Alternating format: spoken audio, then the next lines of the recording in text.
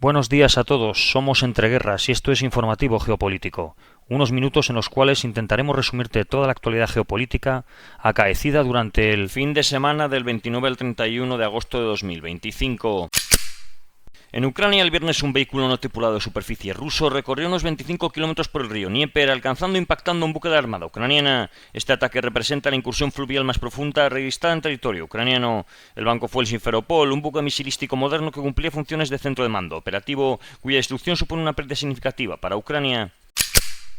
Durante la noche del sábado, Ucrania lanzó un ataque con drones sobre las refinerías de Krasnodar y Syzran. Esa misma noche, Rusia lanzó uno de los bombardeos más intensos en semanas contra varias ciudades ucranianas, empleando drones, misiles de crucero y misiles balísticos. Al menos una persona murió y 22 resultaron heridas en los ataques, que golpearon Dnipro, Zaporilla, Luz y Pavlograd, además de provocar explosiones en otras localidades, como Starotoskianskiy, Sitomir, Vasilivsky, Cherkasy y Sumy. Las autoridades han informado en daños en viviendas, comercios e infraestructuras, así como en incendios en distintas regiones. Deep State ha informado que sobre el terreno el ejército ruso avanzó cerca de 3 localidades en el norte: Donetsk, Sandrilove, Drobisheve y Novoselivka. En Dobropilia, las fuerzas armadas ucranianas habrían rodeado a las fuerzas rusas.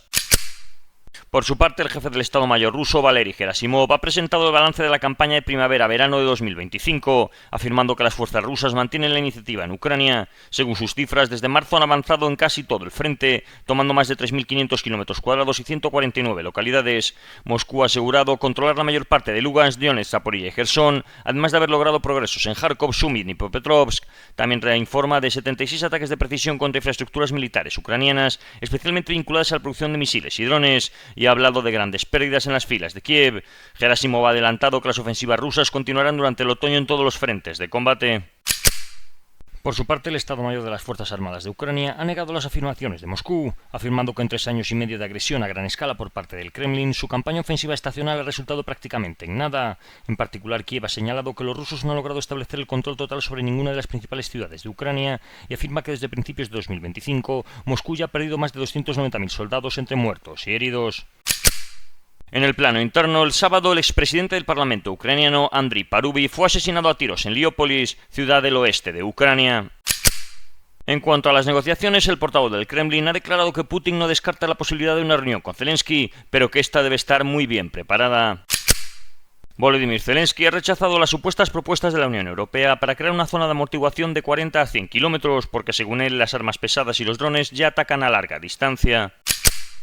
Según Kaja Kallas, los ministros de Defensa de la Unión Europea han acordado enviar instructores militares a Ucrania después de un cese de hostilidades con Rusia. Según algunas fuentes de medios internacionales, el presidente de Estados Unidos, Donald Trump, habría sugerido la participación de tropas chinas como fuerzas de paz en Ucrania tras un eventual acuerdo con Rusia. La propuesta contemplaría el despliegue de cascos azules chinos en una zona desmilitarizada a lo largo de la línea del frente, en línea con una idea previamente planteada por Vladimir Putin. La administración Trump, no obstante, ha negado haber mantenido estas discusiones. Ucrania y las principales capitales europeas rechazan tajantemente la posibilidad, argumentando que Pekín ha respaldado a Moscú durante la guerra. El presidente ucraniano, Volodymyr Zelensky, ha retirado su oposición a cualquier papel chino, acusando a China de colaborar militarmente con Rusia y de no haber contribuido a frenar la invasión. En contraste, Kiev y sus aliados occidentales trabajan en un plan de garantías de seguridad que incluiría fuerzas de paz internacional con países como Turquía, pero no como China. La jefa de la diplomacia europea, Kaja Kallas, afirmó que la Unión Europea no permitirá que Rusia recupere los activos congelados sin pagar reparaciones de guerra a Ucrania. Mientras tanto, el canciller alemán Merz ha dicho que Rusia solo detendrá el conflicto en Ucrania bajo presión económica. Agregó que las últimas semanas han estado marcadas por intentos de resolución pacífica, pero que según él por parte rusa persiste un enfoque agresivo. Por otro lado, ha dicho que actualmente nadie está discutiendo el envío de tropas a Ucrania. La administración de Donald Trump habría aprobado la venta de armas a Ucrania por un valor de 825 millones de dólares, incluyendo misiles de largo alcance y equipo relacionado para mejorar su capacidad defensiva. Donald Trump ha declarado en este sentido que Estados Unidos ya no gasta ningún tipo de fondos en ayudar a Ucrania, ni le proporciona directamente equipo militar, sino que se trata solamente de ventas de armamento. Donald Trump estaría en conversaciones con los aliados europeos para permitir que compañías militares privadas estadounidenses ayudasen a construir fortificaciones en Ucrania con el fin de proteger los intereses estadounidenses en el país una vez se declare un alto el fuego. Bélgica ha anunciado que entregará aviones de combate F-16 a Ucrania lo antes posible y que aportará 100 millones de euros adicionales en ayuda militar. Esta contribución, realizada bajo el esquema de armamento liderado por la OTAN, se suma a los 1.000 millones de euros ya proporcionados previamente por Bruselas. El ministro de Defensa alemán Boris Pistorius afirmó que Berlín está muy satisfecho con el avance de la cooperación militar con Kiev en la producción de armas de largo alcance financiadas por Alemania. Además, Francia y Alemania han anunciado que suministrarán conjuntamente nuevos sistemas de defensa aérea a Ucrania y reforzarán su cooperación en materia de seguridad. El ministro de Defensa de Dinamarca ha informado que su país va a gastar alrededor de 1.400 millones de euros este año en financiar la producción de armamento para Ucrania por parte de empresas de defensa ucranianas. Ha instado a otros aliados a unirse a esta iniciativa. Dinamarca adjudicó en 2024 contratos por 600 millones de euros en este tipo de acuerdos. Según el medio Axios, la Casa Blanca muestra creciente impaciencia con algunos líderes europeos en torno a la guerra en Ucrania. Washington cree que mientras ciertos gobiernos apoyan públicamente el esfuerzo de Donald Trump para poner fin al conflicto, en privado estarían tratando de frenar los avances logrados desde la cumbre de Alaska. Altos funcionarios estadounidenses acusan a Europa de presionar a Kiev para que espere concesiones territoriales poco realistas de Rusia, lo que según señalan solo ha prolongado la guerra. Desde Washington se advierte que si Europa busca intensificar el conflicto, deberá asumir las consecuencias sin esperar a que Estados Unidos cargue con el coste político y económico. El círculo cercano a Donald Trump señala que Londres y París se muestran más constructivos, mientras que otros grandes países europeos estarían evitando asumir riesgos. En paralelo, la secretaria de prensa de la Casa Blanca ha admitido que quizás ni Kiev ni Moscú estén listos para terminar la guerra, aunque Donald Trump insista en lograrlo. Ante la falta de avances, el presidente está evaluando retirarse de los esfuerzos diplomáticos hasta que una de las partes muestre más flexibilidad. Los bombardeos y ataques israelíes han continuado sobre la Franja de Gaza durante todo el fin de semana. El viernes el ejército israelí anunció que había una tregua táctica local y temporal para actividades militares que no incluiría el área de la ciudad de Gaza, considerada desde entonces una zona de combate peligrosa. Las fuerzas de defensa de Israel anunciaron la eliminación de Muhammad Abd al-Aziz Abu Zubaydah, jefe del distrito palestino de la organización terrorista ISIS en la Franja de Gaza, durante una operación en la zona de Bureij. Según el comunicado militar, Abu Zubaydah ocupaba un cargo más alto del Estado Islámico en Gaza y era el responsable de la planificación, coordinación y supervisión de sus actividades en Cisjordania, la Franja de Gaza y la península del Sinaí. El portavoz de las brigadas de Al-Qassam, brazo armado de Hamas, ha acusado al primer ministro israelí Benjamín Netanyahu de poner en riesgo deliberadamente la vida de rehenes israelíes en Gaza. Según su declaración, muchos cautivos habrían muerto y otros compartirían ahora las mismas condiciones que los combatientes palestinos en las zonas de combate. El grupo ha anunciado que hará públicos los nombres, fotografías y pruebas de los rehenes que mueran durante la ofensiva israelí. Este sábado solo 10.000 personas habrían abandonado la ciudad de Gaza, lo que estaría retrasando la ofensiva israelí en la ciudad, según funcionarios de dicho país. Y es que alrededor de 1 millón de personas quedan todavía tras 3 semanas después del anuncio de que se iba a vaciar por completo la ciudad de Gaza para realizar acciones militares sobre ella. Un alto funcionario de seguridad israelí declaró al Canal 12 que los rehenes aún vivos podrían haber sido liberados si el gobierno hubiese aceptado la propuesta por fases presentada por mediadores árabes y aprobada por Hamas el 18 de agosto. Según parece, la propuesta es prácticamente la misma que fue diseñada por el enviado estadounidense Steve Witkoff, aceptada previamente por Israel, hasta que Hamas introdujo nuevas exigencias en julio. Parece ser que dentro del ejecutivo israelí existen serias diferencias sobre si aceptar o no este tipo de acuerdo. Netanyahu anunció el domingo que Israel había atacado el sábado al portavoz de Hamas, Abu Obeida. El ejército israelí confirmó horas más tarde haber eliminado al portavoz de las brigadas de Al-Qassam, el ala militar de Hamas. El jefe de Estado Mayor de las Fuerzas de Defensa israelíes, Eyal Samir, afirmó que el ejército seguirá atacando las amenazas en cualquier lugar y en cualquier momento. Este ataque se suma a una serie de importantes ataques de las Fuerzas de Defensa israelíes en Yemen, Líbano, Siria y otros escenarios, según ha dicho Samir, diciendo que esto no será el final. El Consejo de Seguridad de Naciones Unidas ha aprobado la extensión final del mandato de la Fuerza Provisional de Naciones Unidas en el Líbano, conocida como FINUL, hasta el 31 de diciembre de 2026. La resolución impulsada por Francia y apoyada por Estados Unidos establece que los cerca de 10.800 efectivos militares y civiles deberán comenzar su retirada inmediatamente después de esa fecha y completarla en un plazo máximo de 1 año. El objetivo sería que el ejército libanés asuma plenamente la seguridad del sur del país, en un contexto marcado por la incertidumbre sobre el desarme de la milicia chií de Hezbollah.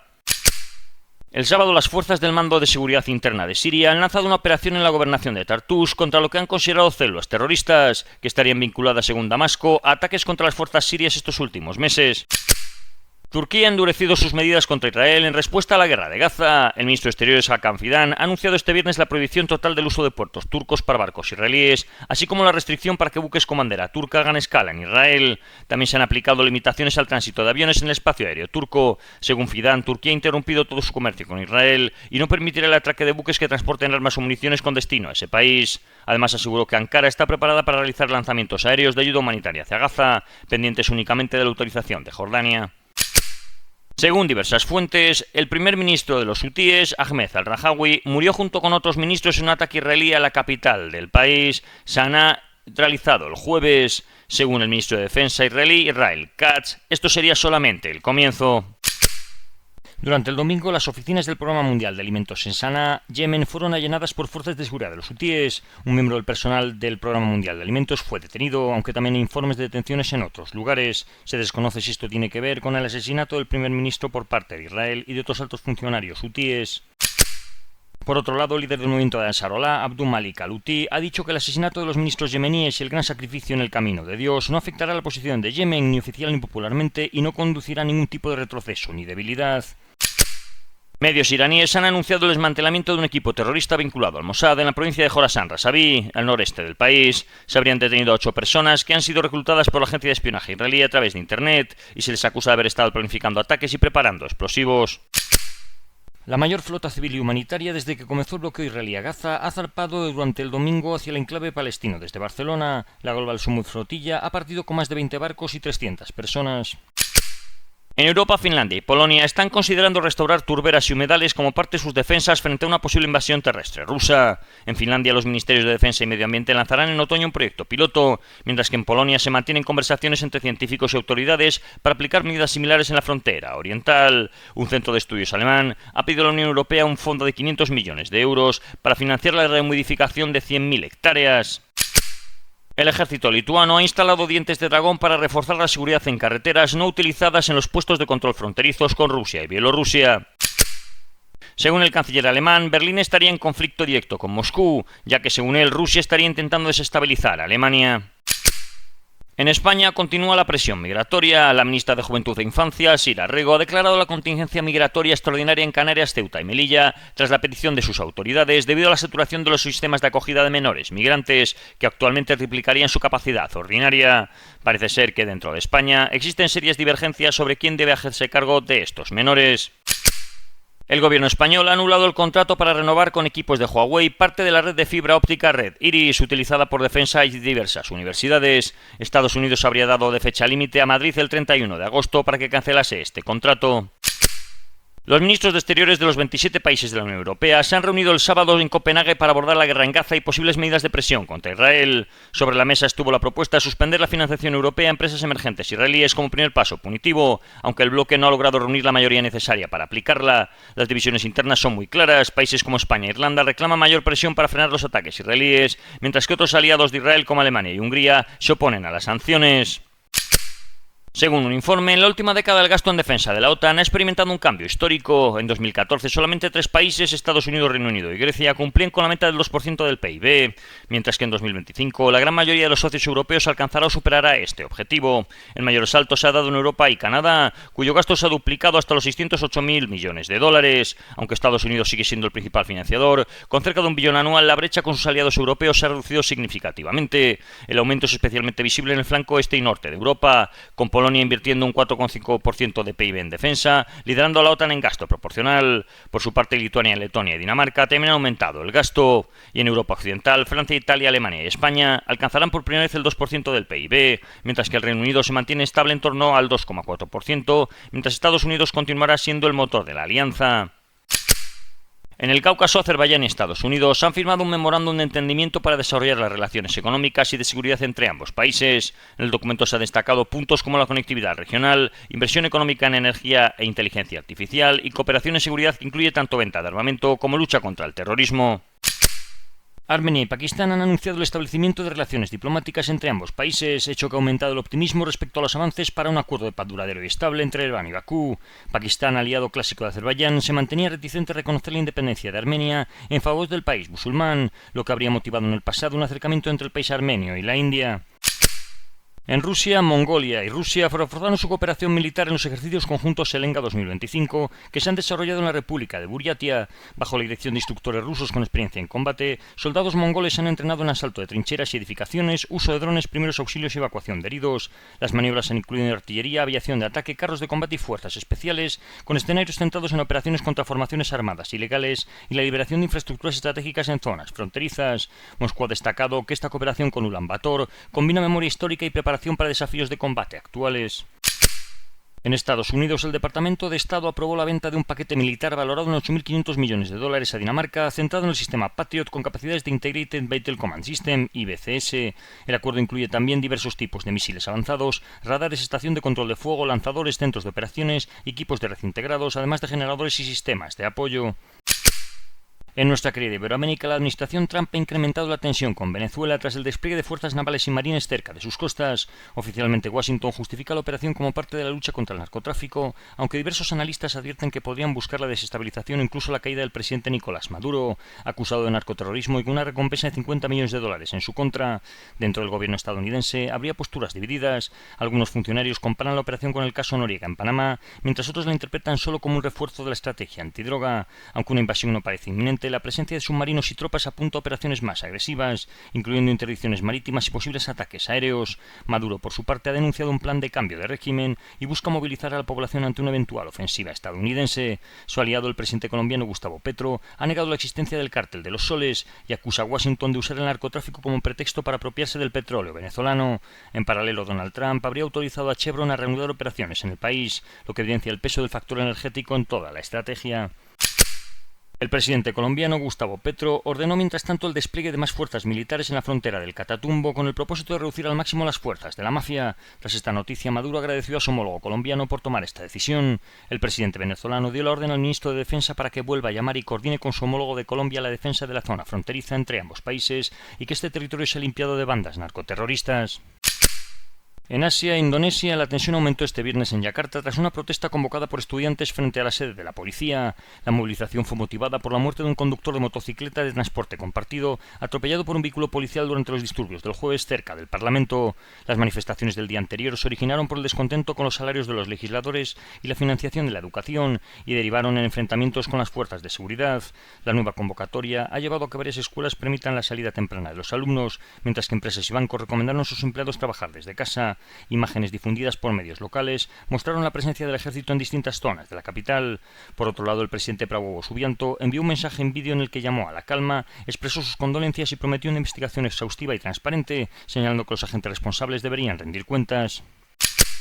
En Taiwán, la segunda votación para destituir a legisladores del opositor Kuomintang fracasó el sábado, lo que evidencia la dificultad del gobernante Partido Progresista Democrático para movilizar apoyos. El revés ha fortalecido políticamente al partido del Kuomintang y reduce sus incentivos para cooperar con el ejecutivo actual.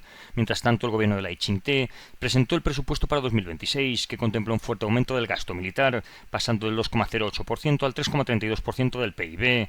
El plan incluye partidas especiales para la compra de artillería, drones de ataque y municiones, pero deberá ser revisado por una legislatura dominada por la oposición. En Corea del Sur, el Ministerio de Defensa propuso un aumento del 8,2% del presupuesto de defensa para el próximo año, unos $47.700 millones, que sería el presupuesto total. Según la propuesta, el Ministerio busca aumentar el gasto en aviones de combate avanzados, drones y robótica para fortalecer la preparación para futuras guerras. Si se aprueba, representaría el mayor presupuesto de defensa en la historia del país. Durante la madrugada del domingo, el avión del presidente ruso Vladimir Putin aterrizó en el aeropuerto de Binhai, en Tianjin, China. Se trata de una visita de 4 días con el fin de participar en la cumbre de la Organización de Cooperación de Shanghái. Después de Tianjin, Vladimir Putin visitará Pekín por invitación expresa del presidente Xi Jinping.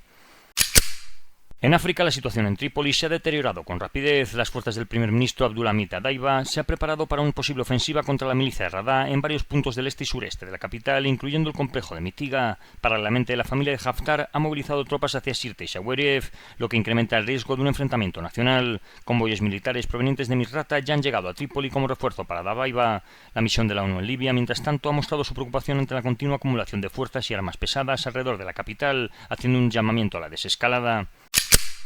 Y esto ha sido todo por hoy. Si queréis profundizar en las noticias que hemos comentado, leer alguna de ellas o visualizar diferentes vídeos de actualidad, os recordamos que estamos en la aplicación Telegram, con nombre de usuario @entre_guerras. Que tengan un buen día y recuerden el main.